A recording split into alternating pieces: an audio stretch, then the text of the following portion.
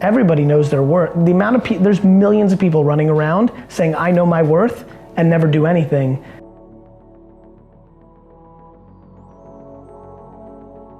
The thing that I spend a lot of time thinking about is why are people saying no before they've tried? And the reason they're saying no is they're either not interested in actually putting in the work or they're insecure and they're fear-based, which is okay. There's nothing wrong with that. I'm just trying to really bring value on this call, and I'm trying to really break down are you also negative by nature? You know, which is also fine. I really mean that.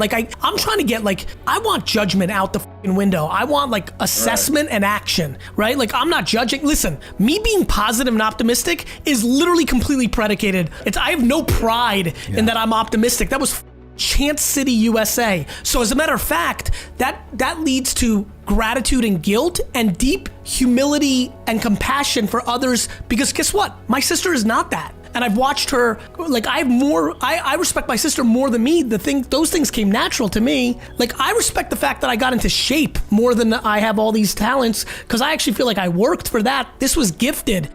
How to influence others positively. Gary Vee believes in documenting versus creating. People are crippled when they have to create new and interesting content. Make your life the content. Post videos 3 to 4 times a day while documenting your life. He believes you can make as much money doing this as you are in your current position. If you're not producing written words, audio, or video content for all platforms, you're not relevant in the business world. If you're not willing to work hard, you will not be successful in sales. There is a massive confusion around entrepreneurship.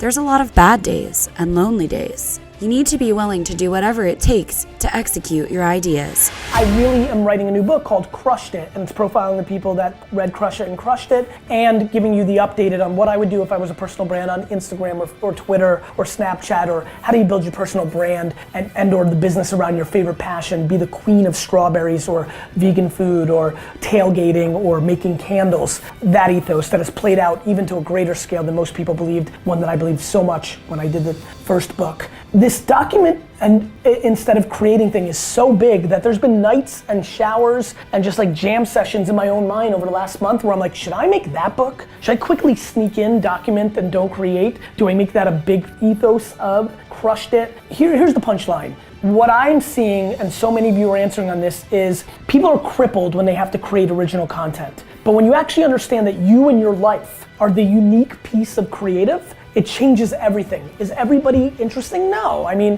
the answer is no, not to the macro, meaning not everybody is destined to become a social media reality star, but so many people are destined that will never start.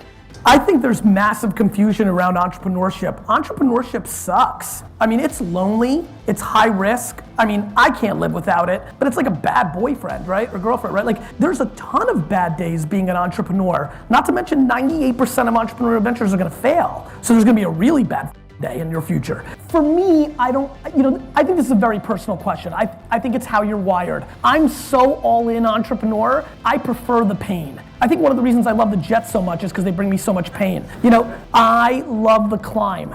To me, the setback is exciting. I love when something goes wrong. It's where I shine the most. But that's not for everybody, right? I mean, it can be very difficult. And when you start affecting your life and your loved ones and all the other things, it can get real nasty. People don't realize that if they're not producing written words, audio, or video content for these 15 platforms, SoundCloud, Spotify, iTunes, those places for podcasting, right? Facebook and YouTube for video, and Instagram and Twitter and Snapchat for pictures and short form video. I don't understand how people think they're relevant.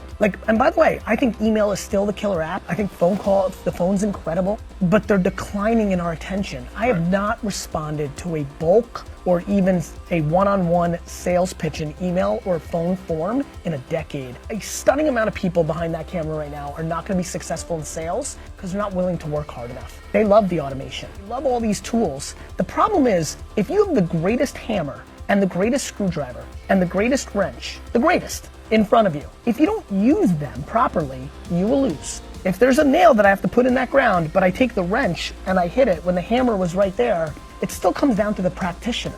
And you have to be good at your craft. If you don't love sales, if you don't love it, you have no chance. Thanks for watching. Don't forget to like, subscribe, and comment for more content.